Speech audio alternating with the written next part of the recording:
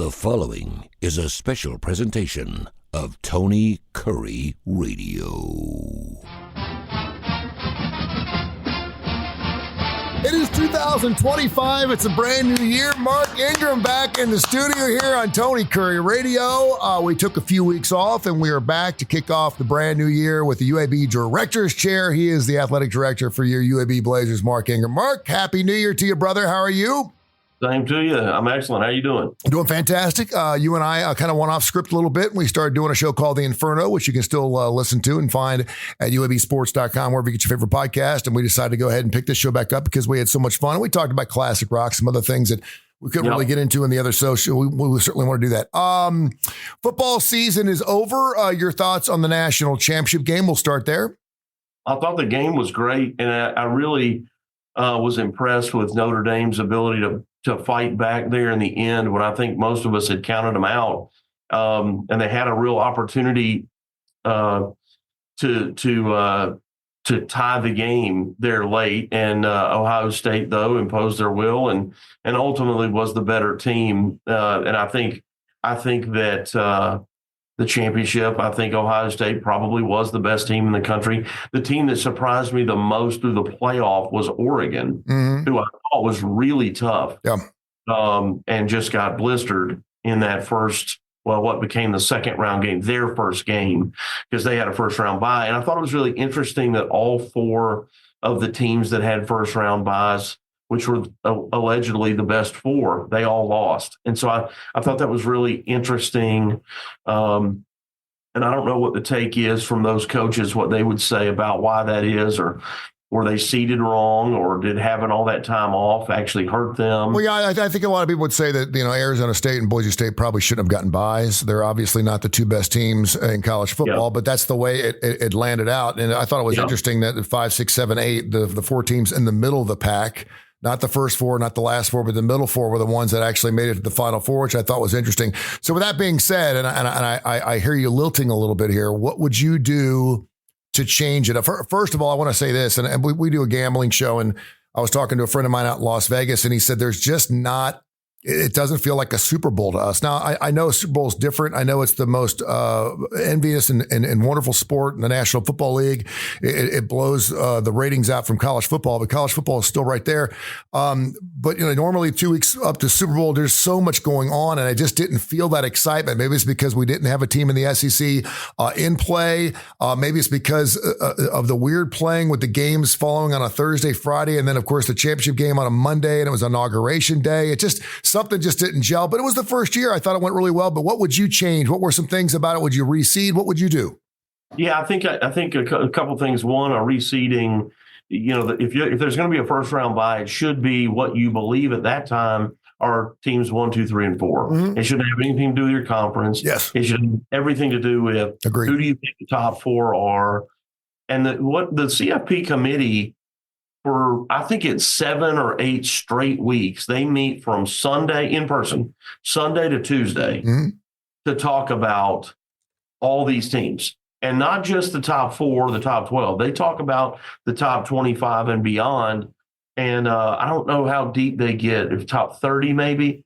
I think early, it starts to narrow as you get towards the end of the season, because you do start to feel like, hey, there's only 2 games left or 3 games left. But in that early part, it's like they got like 50, and they start kind of shrinking that down to like the top 25 or 30. And like they would say, Tony, you're in charge of these teams. You got to watch these teams, and they send you all the games with all the commercials edited out so that you can watch them, as fast as possible. And you got to watch those Saturday and Sunday, and then get on a plane and go to Dallas. They all sit in a room together and they go through it. So my point is, they rank everybody, and that's how, we get those rankings. They rank everybody every week. And so whoever number 1, 2, 3, and 4 should have the first round bye. I also think, and James Franklin said this, no offense to my Catholic faith, thank you, Jesus. But I think Notre Dame should have to play a championship, or nobody should have to play a championship. I don't think it's fair. I don't know why Notre Dame is permitted to be an independent and treated so differently than any other independent. Why? BYU joined the Big 12 because they weren't treated that way. Yeah. UMass is joining the MAC or something in football. They're not treated that way. Army has joined our league because they weren't going to be treated that way. I don't know. Maybe you look at and Notre Dame's never been a slouch as far as the strength of schedule. In the last couple of years, they played. They're not, but they're playing one less game. Yeah, and maybe if we had a game, they primarily play an ACC schedule. And I know a lot of people thought they were eventually going to go to the Big Ten. That's not going to happen. But if they would play an extra game, I think, I agree with you. I think they should play. And they don't want that. And the thing is, getting favored. Yeah, and the thing is, a championship game doesn't automatically mean. Remember, we used to say if you don't win your championship, you should not even get a sniff. Well, that's not going to happen. So if you're sitting there in the country 6th or 7th, you have a championship game, you still have a good shot at getting in anyway. The other thing I think is interesting is Notre Dame got a $20 million nut while everyone else had to split their money. I think that's okay. That doesn't bother me. The money doesn't bother me. Because there's risk and reward there. Mm-hmm. The money goes to the conference that gets divided about amongst all the schools. So what they don't get is if they're not in the top 12, then they get zero. Yeah. Vanderbilt is getting a cut from Mississippi State, whoever was, I don't know who was last. And you get a double stake, right? You get a double stake if you're one of those teams that goes in, and every game you play and you win, you make more money. Correct. Your conference would decide that. That's a conference decision. But the point is, just like bowl games, everybody in the league, if a team goes, then the entire league benefits from one team getting into the playoff. And that's how the conference money gets distributed. Mm-hmm. And so, for Notre Dame, if they're not in the top 12, then they get zero. Yeah. But Mississippi State, who went like 3-9, they're getting a cut from the playoff. Even though they weren't in it, but because somebody from the SEC was, and I think it was 3 were, right? Yeah. And so I get my point is simply, though, about Notre Dame and your question about what would I change is I just think that they should have to participate in the ACC championship since they're playing like 4 or 5 ACC games. I think they should have to play in the ACC championship game if they're going to be. Yeah. And what that would do, Tony, is it would potentially change the seeding. If they're in that game, they're probably still going to the playoff. Yeah. Probably. Yeah. And again, you could have them in a championship game, I guess, and not play an ACC schedule. I don't know. That'd be kind of difficult. I did want to ask you, and we've had lots of discussions on the show, and you can go back and, by the way, the podcasts are still up. You can find them anywhere. The UAB Director's Chair, there's only one show called UAB Director's Chair. It's fantastic. Go back and listen to all of our previous episodes. You and I have spoken a lot about money because we were sitting here doing the show during the NIL and the transfer portals and all those things as they evolved and changed. And of course, that $20 million nut came up again for Ohio State. That's basically what we've been told they spent on their football team. And so the best money could buy, and you could certainly see that talent. I'm not saying they wouldn't have won without that money. But a lot of people are like, is Notre Dame back? And I said, Notre Dame's never gone away. They played a championship, 12 years ago against Alabama. We saw that game. Yeah. They got down 20-0. But I will say this, Catholic got money. I'm not saying Pope Francis is over there stroking a check. They got plenty of land. They got plenty of land. They put plenty of money over there in Vatican City. They've got money if they want to buy some players. Yeah. But do you foresee? But like SMU doesn't. And maybe you can tell me. I don't know what kind of money SMU spent this year, but they got in. So do you see down the road, unless something is fixed, I don't know what that is, where you're just going to have the big money teams like the Yankees and the Dodgers in it every single year? Yeah, there's so many things wrong with this, player compensation discussion. The fact that we talk about it, we say revenue share instead of profit share. Yep. And that's fundamentally an issue when out of the 134 schools, there might be 20 that make a profit without help from their university. And so I'm not sure it's 20. And so that's fundamentally flawed. We're going to share revenue, not profits. We don't have profits. We don't have profit in anything that we do at UAB Athletics. And we try like heck to do that, but you can just start looking at it. What do we make in ticket sales, and what do we pay the staff and the scholarships, which people always kind of forget about is a big ticket item, is paying for the scholarships, the travel. If you decided you were going to fly to Houston this weekend, and take your family, what would those flights cost? Well, when we take 120 people or whatever it is to Houston to play Rice, that ain't cheap. Yeah. And so the flight is $100,000, and then the hotel's another 40 or 50 grand. And, it's $150,000 weekend just to go play a football game on the road. And anyway, that's part of the problem in that discussion. So there's a lot that's got to be fixed, and I don't know how quickly it's coming. We're going to have this new, revenue share model that starts in July where we're sharing revenues. So what we ultimately have to do, and I say we, and I'm talking about everybody in the country, is remove benefits from the athletes and take the cash that we spend on those benefits and just give it directly to the players. Yeah. So I've heard schools, and I'm not just talking about Group of 5 teams or American Conference or Sun Belt. I'm talking about teams from the Big Ten are eliminating scholarships off of Olympic sports. They're saying, we're going to take a wrestling scholarship or two away from the wrestling team, and we're going to take that money and give it to the football team. Okay. We're going to stop feeding the athletes over here, take that money and give it to the basketball team. Yeah. And then they're taking the food. Like, we feed these kids a lot of meals in addition to their meal stipend that they get, like if they were eating in the cafeteria.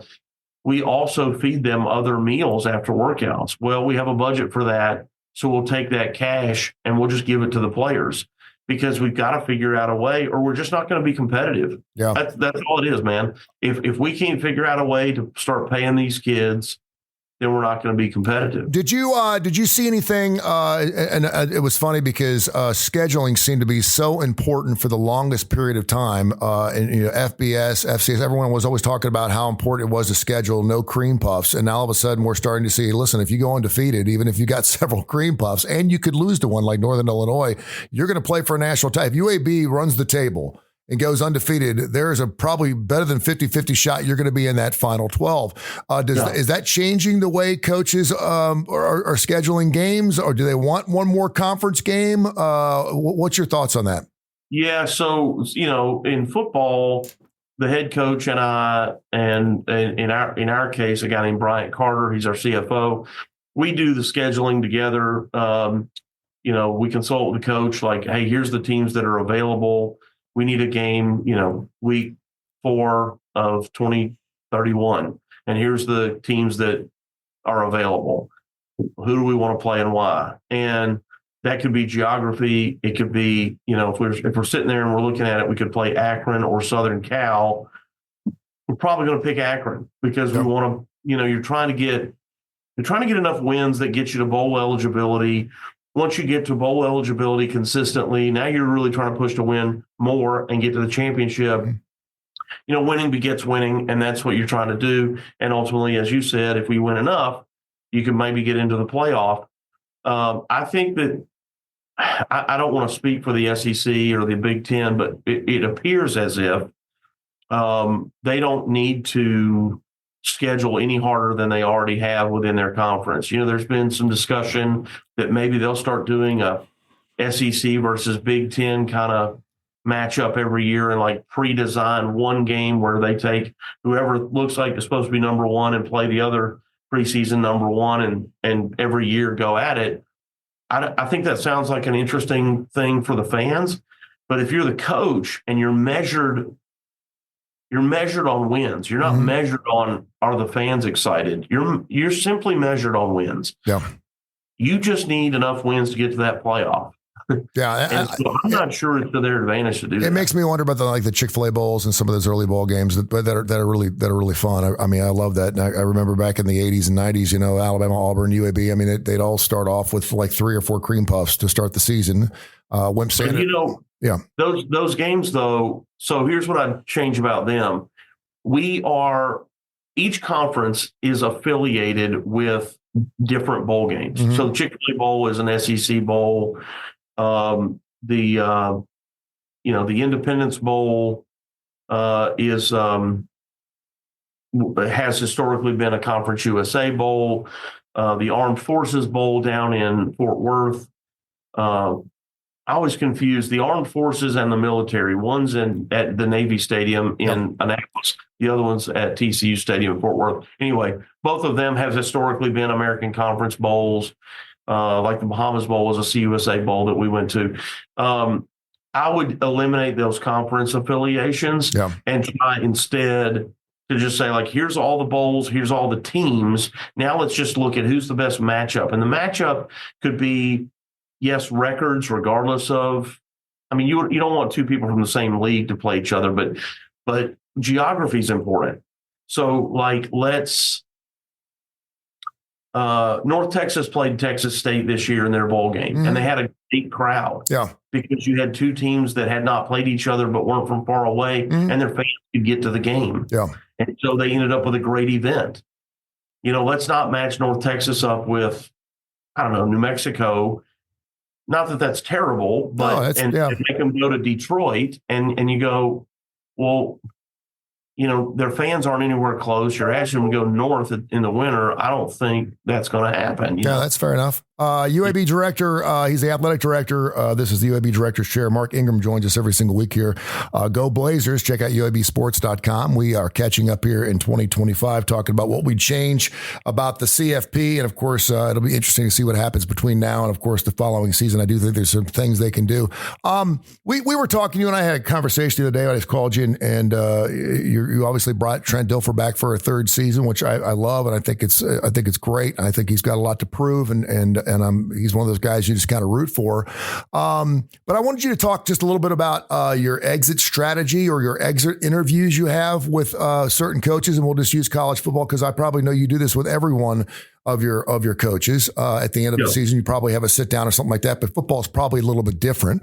And tell me how that conversation went with Trent Dilfer at the end of the season. And then I want to kind of get into some things that could be considered a little riffraff in coaches itself. But what was that conversation like with him? Obviously, I've gotten to know him a little bit by doing the Inferno and stuff, and is a good guy. And I'm super excited for his season next year. I know we had talked about, you talked about there's going to be 3 teams with a triple option that you're going to have to deal with this year. So it's going to be an interesting year. Yeah. So I have a meeting with every head coach at the end of their season, and we talk about there's a lot of variables depending on how their season went. But, you just you say, hey, look, let's just kind of recap the year. How do you think it went? Why did we do well or not? What's recruiting look like for the upcoming year, your incoming class? How does that look? How do you like your existing staff? Do you feel like you're getting everything you need? And it's not just the people that report to them directly. It's also people who work with them indirectly. So, for example, the academic staff does not report to the football staff. The academic staff is their own group, but we have people inside that academic staff who work just with, in this case, you asked about football, but they're assigned to each sport. So I would ask the head coach, how's your academic person? How's your strength coach? How's your trainer? Those people don't report to them, but they work with them every day. So they're part of their team, so we talk about all those relationships. What are things that you need to be successful coach that you don't have? That doesn't mean we can, I always have to say, with an asterisk there, that doesn't mean that what you answer here means I'm going to go get it, but I need to know what you think you need. So that I can at least try to put a plan together to try to get that for you. And maybe that thing is totally unrealistic. Well, we got to have a rocket ship on the roof of Bartow, and if we don't, we're just never, then we're just never, and so that's how that goes, like, generally. And then with a sport, with every sport, those head coaches meet with their assistants, and they do the same thing. In a lot of cases, particularly football, because the staffs are so large, those conversations have been kind of ongoing week to week. So by the end of the season, you kind of know where you stand. It's not like you walk in the day after your last game, if you're an assistant, and go to the head coach and be like, what? I'm out. I mean, it could happen, but not usually. Usually there's an understanding, hey, man, we're not good at this area, and it's the area that you manage, and we've got to improve there.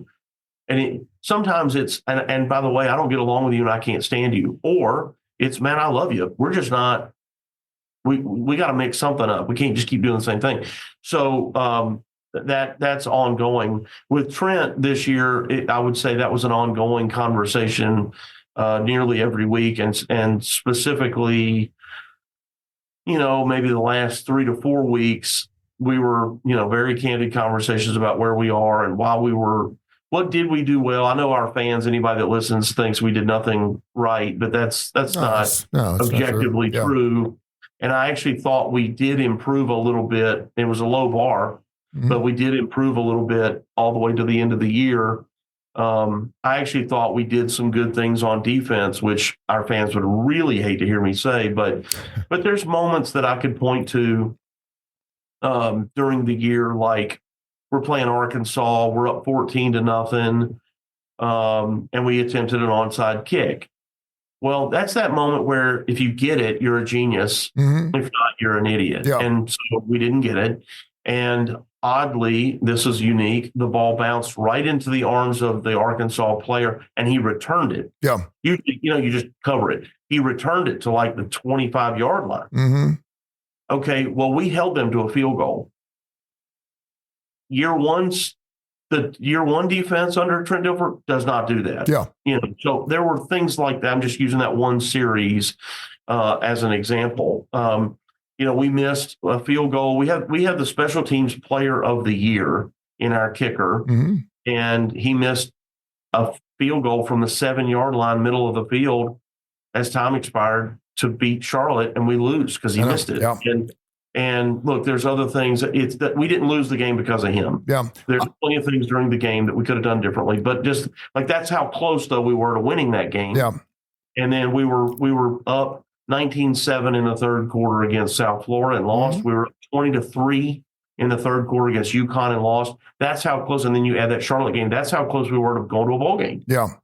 And so we weren't as far as it may seem. And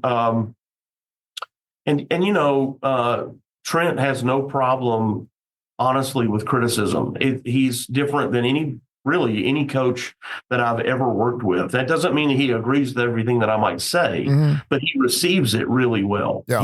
And he'll usually bring it up before you have to bring it up for him, which is nice, which is a really good quality. Well, it's refreshing and unusual. And so defense is a problem. We actually regressed a little bit on offense, which he took responsibility for. You also lost your quarterback. I mean, and I know Kitten did a nice job. Our quarterback got hurt in the middle of the year, and we had to make a change with a guy that hadn't played in a couple of years, and so that's part of it. And but I think we kind of outsmarted ourselves a little bit offensively. I think we had a lot of sort of offensive brain power, firepower, brain power, whatever. Probably more than we needed between Nick Coleman, who's a great coach and a great guy, was working with the quarterbacks, Alex Mortensen, our offensive coordinator, and then Trent. You got a lot of people who basically, it's like you got 3 offensive coordinators. Yeah. I got a basketball question. We'll do some classic rock here in just a second towards the end of the thing. I wanted to ask you one more question about college football. So you've gone through the year. Obviously, the defense was not what you wanted to do. And obviously, if Trent's going to keep his job, someone's going to have to take the hook. Someone's going to have to go. And when you see that, how does someone like Trent Dilfer, and based on your experiences in AD up in Tennessee and UAB, where is that line of loyalty to your coaches? Obviously, he brought him in. He's his responsibility. And so you're like, okay, well, if my neck's not getting chopped off, someone else has to go. I can't keep the staff together. So how difficult is that significance there when you're talking about getting rid of coaches? And do you have a say in that then? Do you say, listen, this didn't work, maybe we can go this direction? Yeah, I mean, the question is, do I have a say? Of course I've got a say. Yeah. But you also, if you're me, you got to look at the head coach and go, look, these are the things that are obviously not okay. I don't really care how they improve, but this is what's got to improve. Yeah. So let's talk about what we think needs to be done to improve here, because we can't keep doing this. And so, our fans probably don't know this, but after our first year with Coach Dilfer, he made some changes. They just weren't as publicly known. Some people moved on their own. They moved on. And he moved some on as well and made adjustments. And after year one, said to the people that stayed, hey, okay, we're going to make these adjustments. We can't do this again. Yeah. And so they got it. And the people that he kept, he felt like they had a reasonable plan as to why they weren't what they needed to be and how they were going to be better year two. Well, in some cases it did work. Believe it or not, some of those things did work. Excuse me. Like we were dramatically better on special teams. Dramatically better. Kicking, punting, and the game itself, coverage and so forth. Like we were dramatically better on special teams. We had a All-American punt returner. We took a kickoff return for a touchdown this year, which just doesn't happen a lot anymore in the modern game. And so we did improve in some areas, but in some, it was like, hey, man, you had a plan. I thought the plan was going to work, but it didn't work. Yeah. Or you didn't execute the plan quite the way you said you were going to for whatever reason. And so he had to make some changes. He basically revamped the entire defensive staff. Yeah. And we brought in a guy named Steve Russ. Steve most recently was at Air Force. Steve's been a coach for like 25 years in college and in the NFL. The value of the NFL experience is because they don't have any academics or compliance or recruiting duties. It's just like PhD in football. You just study football all the time. Yeah. And situations is what they are best at, like what a coach would call situational football. Every unique scenario that you could possibly come up with, second and every distance, third and every distance from every point on the field, and this much time on the clock, and just millions of situations you get really good at. And so having some NFL experience, I think, is really valuable for that reason. I think it's also really valuable in recruiting. Every single player that we have in every sport thinks that they can play professionally. Even the kid that never gets in the game kind of thinks maybe. And that sounds ridiculous. They should, yeah. But they do think that. And so in the recruiting process, being like, hey, Coach Kurre's going to be your whatever position coach, and he was in the NFL for 5 years, and so he knows what an NFL, if you're a guard or a linebacker or whatever, he knows what that looks like, and he can help get there. So that's valuable. But the other thing that Steve brings, first of all, he's really high energy, which we needed. He has a real commanding presence. He's an Air Force graduate. He didn't just come from Air Force. He is also an Air Force graduate. He has a real commanding presence about him that is important. You're not just managing the players. You got to manage your staff, your defensive staff. And you got a lot of, not conflicting, but a lot of different ideas of how we do things. And he's got the defensive coordinator go, well, Coach Kurre, I appreciate that that's how you used to do it, but that ain't the way we're doing it here. And you got to agree, because you got to go to your position room, and then you got to teach your guys how to do what I told you we're doing. Yeah. There can't be any dissension. Coach so-and-so's crazy. Coach Ingram is crazy. We're not really going to tackle like that. That's not the way I do it. Well, now you've got a problem with your players. They don't know who to listen to. Yeah. So Steve has a real commanding presence there. And also, and you mentioned it, and this wasn't the end-all, be-all reason, but we do play 3 triple option teams next year, which is Army. Army will be here. We're back at Navy, and then we go to Rice. And Rice hired the head coach from Davidson who run triple option. Big time, yeah. So that's 3 conference games that all run the triple option. So it's not that we only want to stop the triple option, but we got to figure out a way to stop the dadgum triple option. Yeah. Because we got to play them. And so that was really valuable.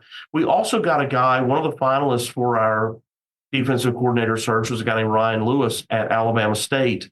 And he is now our corners coach. So we actually got 2 defensive coordinators on the staff. We really have, in terms of experience, really beefed up the staff on the defensive side. And Ryan's got great relationships in our state.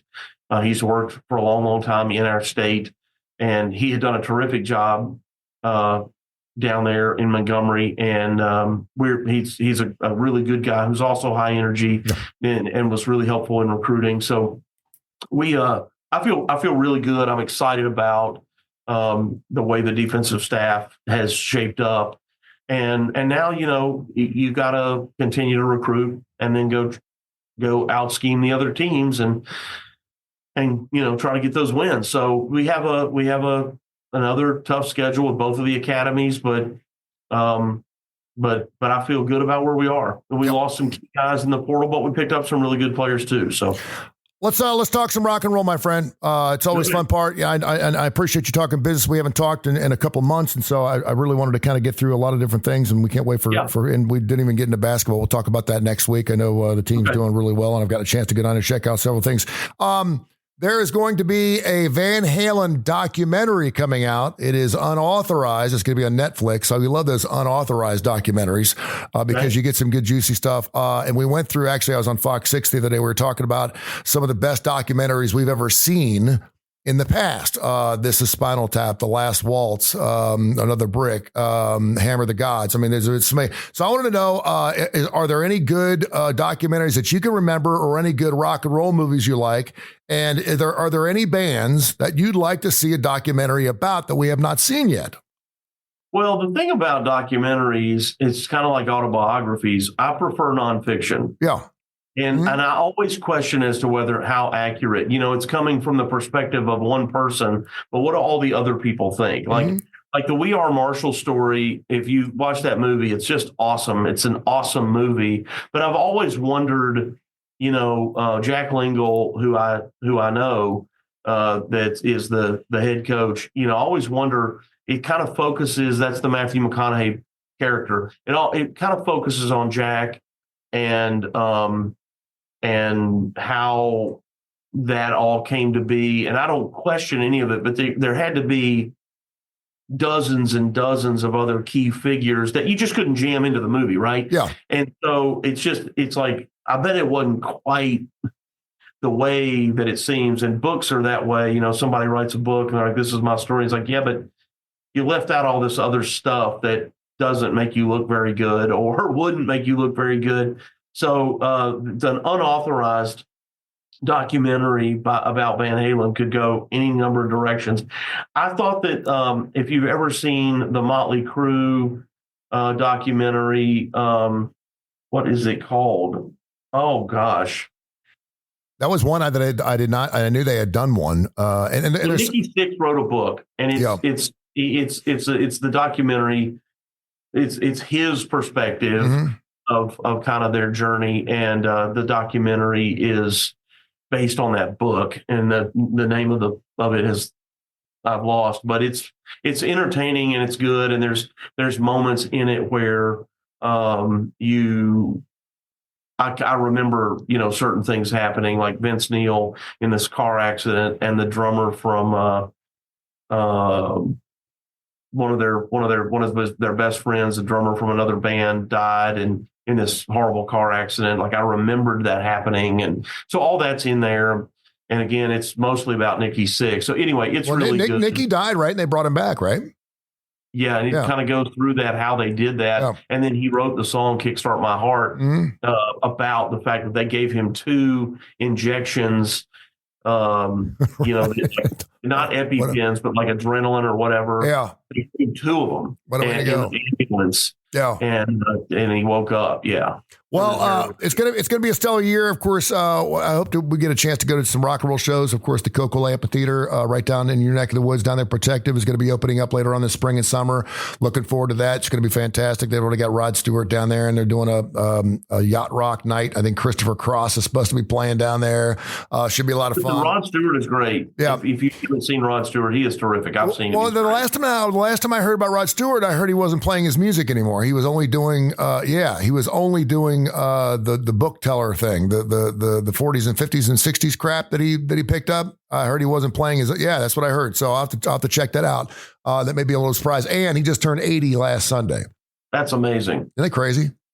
It is. But I mean, I saw him like almost 20 years ago, like 16, 18 years ago in Atlanta. He was awesome. He's the 2025 Tom Jones is what he is. I mean, he could still go out and pick up a 20-year-old if he wanted to. I think for us fans, we don't appreciate how exhausting those shows probably are. Oh, man. Like you're mentally and emotionally, like you're like ultra on, the young person's turn, you're extra, like you got to be extra for like 3 hours. Sure. And you got a pre-show thing with meet and greet with fans where you got to be like, hey, and then you got a post show. Hey, how you good to meet you? And that's tiring. Yeah. And the lights are hot and you're running all around the stage and you're playing and you're trying to be perfect. You're trying to sound perfect. You're trying to play perfect. Like, it's hard. I know. I hear you. It's really hard. At the age of 80, that's not something I want to do. Yeah. I give probably kudos to those guys. I mean, for people that don't want to retire, it's like, why don't you just, I've been like our president, Donald Trump. It's got more money as to do with it. I'm like 78. You'd love to play golf. I mean, why in the world would you want to run this country? I saw him on inauguration day. I'm like, that son of a bitch. He's 78 years old. He went from 4 o'clock in the morning to 4 o'clock the next day. And I'm thinking to myself, 78. All I want to do is play bingo twice and go take a nap. You know what I mean? Pull my finger. Exactly. Get in a ship and be done with it. All right, my man. UABsports.com, UABsports.com for everything it is UAB. I'll see you down there at the basketball game. We'll talk some hoops next week. Thank you, brother. I appreciate you. Yeah, man. Thank you. Go Blazers. This has been a special presentation of Tony Kurre Radio.